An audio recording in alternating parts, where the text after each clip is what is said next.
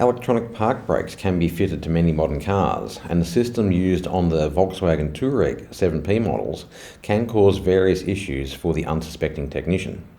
However, there are some procedures and precautions you can use that may prevent some simple tasks turning into an ordeal. This edition of Tech Tips proudly brought to you by the new Our Auto diagnostic tool, the essential MotorTech companion.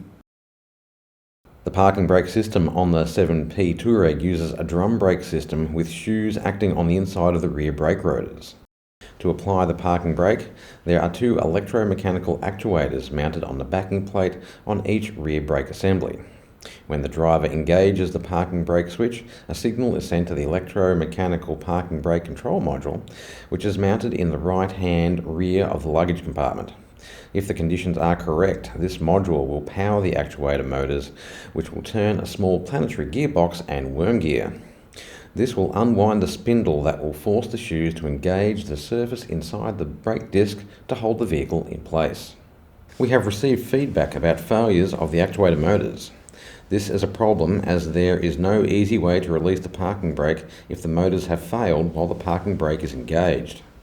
These fault codes can be present in this case and can be easily diagnosed by checking for lack of continuity across the actuator motor terminals.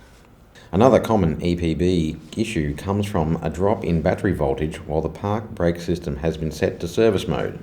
If this occurs, the EPB control module can lose its coding and prevent the system from operating. If the coding is lost, the module may require reprogramming to restore factory settings. To reduce the chance of this occurring, it is recommended to check the charging system and ensure the battery is in good condition and fully charged. If your diagnostic tool will allow, scan the vehicle and record all information relating to the EPB coding and air gaps.